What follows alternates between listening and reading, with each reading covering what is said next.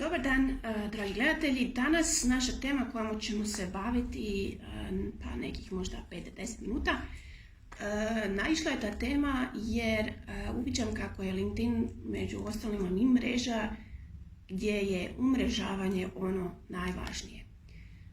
Vi se naravno možete umrežiti i na drugim mrežama, ali po meni, sad govorim subjektivno, a naravno tako se i osjećam, LinkedIn je mjesto gdje nailazite na različite profile ljudi.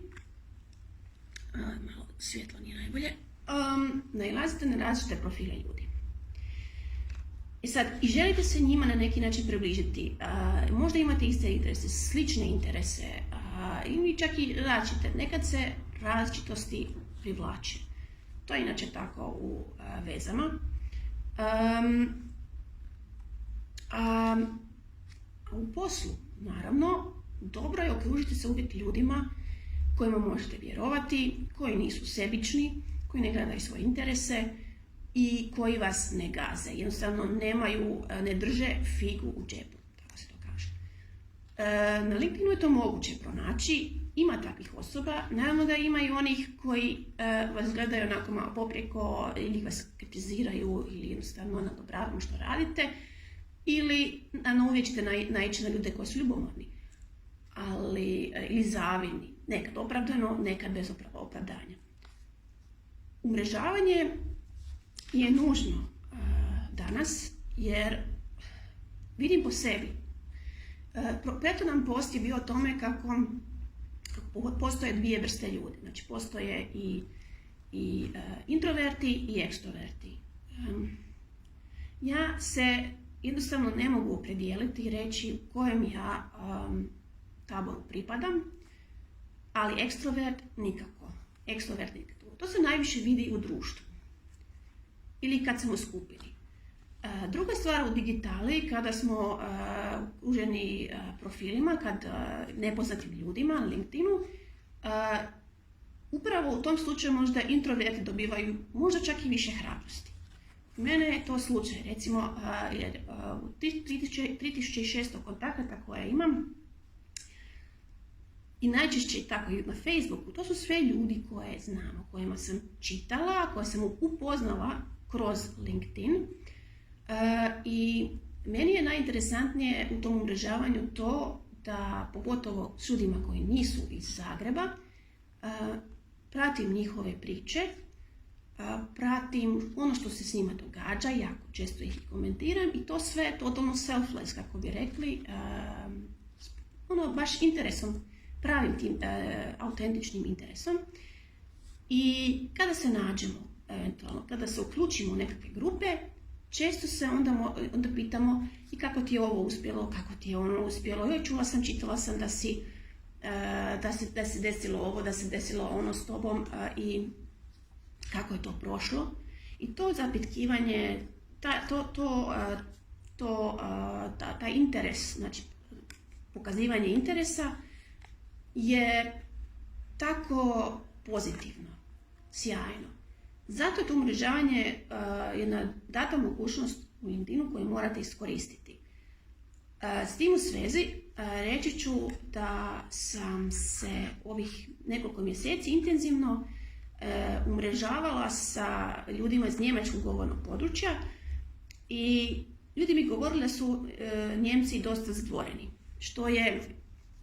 što stoji naravno. Pogotovo to viđam kada se želim umrežiti s njima, kada želim poslati zahtjev za povezivanjem i onda najčešće pitaju zbog čega. To zbog čega, taj warum. I onda naravno morate vi to begründen ili ti morate to sada dati razlog zbog čega to tako. I onda nakon toga sve postaje lockerer ili postaje ležernije i tako. A s nekima se kliknite odmah. Mirjam Kobzan, Florian Homoja, Christian Trutz, Valo von, ne znam, Fühlen, ima taj naziv prezime sa von, iz Švicarske je gospodin. Jedna Angelika koja se bavi mentalnim zdravljem, čini mi se. Mi smo umreženi trenutačno u grupi koja se u grupi od 4 ljudi, znači ja, Kristijan, gospodin Valo i Angelika, tvorimo jednu grupu, nas 4, a sve unutar jednog programa kojemu pandan bi mogao biti jedini hrvatski LinkedIn klub koji postoji, a u Njemačkoj je to skupina koja se trenutačno zove Marketing Mafija, ime koje iza sebe onako ima poruku. Zašto marketing znamo, a mafija, svi smo mi povezani kao nekakav klan i stremimo tome da si međusobno pomognemo u tome da budemo sve vidljivi, da nas se bolje vidi, da nas se bolje čita, više čita i da eventualno stvorimo nekakve prihode.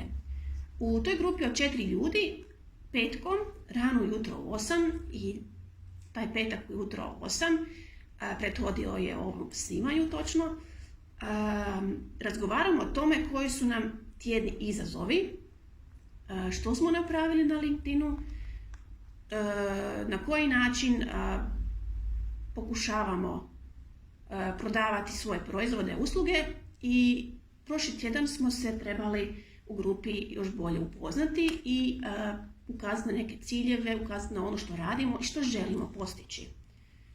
Tako je za Kristijana, samo za Kristijana sam znala od prije da on radi znači video uratke, kao što je Florian Homer je jako dobar u video materijalima, jedan od najvećih recimo autoriteta u njemačkom LinkedInu. I Kristijan ide u njegovim stopama i isto ima interesantnu pozadinu kao ja. I zajedno smo komentirali u stvari napore gospodina Vala u našoj grupi, koji je proizvođač sireva i on je u Švicarskoj. Ja još prošli tjedan, kad je bilo međusobno predstavljanje, nisam čula nikakva zvona ili nije mi ništa sinulo, nikakve ideje, švicarska sir i onda kako njemu pomoći da dođe do što više kontakata i kaže da je njegova sredina mala, tamo gdje je, poljoprivredna sredina, sad ne znam da li je među planinama ili ne, znate kako je Švicarska, i da jednostavno teško je probiti se na tržištu. I onda smo nekako, slušajući njega, dolazilo nekakvih ideja ili kome je što sinulo i tako je meni sinulo baš danas. Znate za Eurosong, znate za top 5 možda najboljih pjesama, znate da je Italija pobjedila, druga je bila Francuska i treća došla Švicarska i odmah mi je sinulo Švicarska i bila treća. Stvarno su napravili jako dobar uspjeh. Njihov pjevač je stvarno multitalent bi rekla, ima pozadinu sličnu poput mene i trenutačno, vjerovali ili ne, zadnjih tjedan dana, od kad nema Eurosonga sad, pregledavam njegove video uratke i inače radove i jako sam fascinirana. Jako je mlad dečko, ima 22 godine.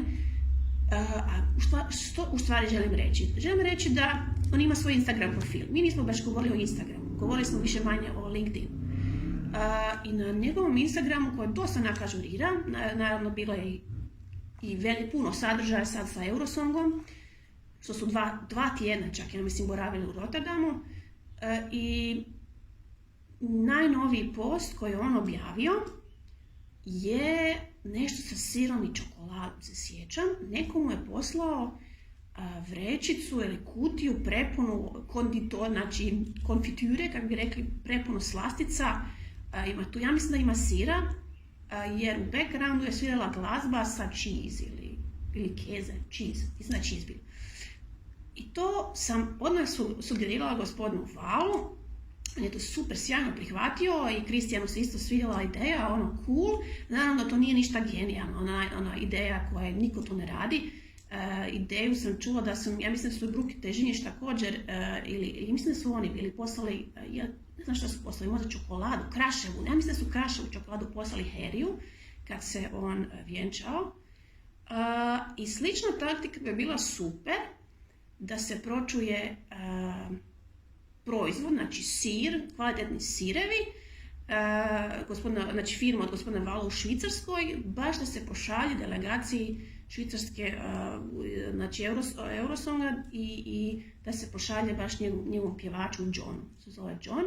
I interesantna stvar, kao što sam rekla, oko pozadine, on ima albansko, znači imamo Albaniju, Kosovo, plus Švicarska i to još francuski dio Švicarske, a još i govori engleski.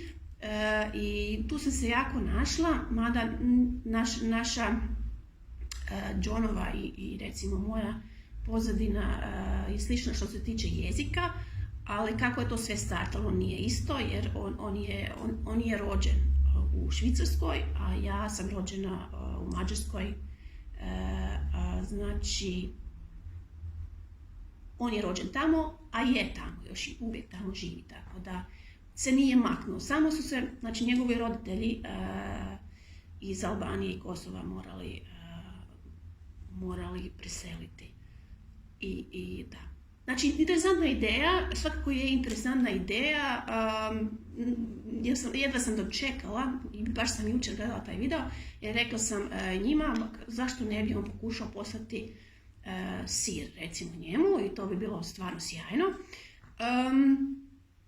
I sad vidjet ćemo šta će biti. On je to zapisao je Instagram, vidjela sam zapisao, to smo sve preko Zooma radili, zapisao je Instagram, njegovo ime, baš me pitao za ime, ok, i možda ćemo poslati njemu čokoladu i potpisati se naš 4 nekako, kako sad ne znam kako, Angelika, ja, Valo i Kristina ćemo se potpisati i zaželiti mu sve najbolje za njegov nastup. Eto, što sve LinkedIn može napraviti, umrežiti nas 4, out of the blue isto, i međusobno se pomoći. I to je lakše ako nismo iz iste sredine, kad nismo u Hrvatskoj. Druga je stvar, recimo, ako smo nas 4 u Hrvatskoj, još smo možda čak i iz istih branši, kako bi to funkcioniralo je drugo pitanje. Znači, radionica na koju vas pozivam i koja inače radi na LinkedInu, jako se fokusira na umrežavanju, pogotovo za one koji žele plasirati svoj proizvod prema vani. Zato se ne libite, nikako nemojte previše razmišljati, jer znam što više razmišljate, to je gore. I to nekad i stvari ispadnu i gore. Svakako se odlučite biti dijelom, umrežimo se i zajedno ćemo ispitati mogućnosti ove mreže. Hvala vam što ste slušali.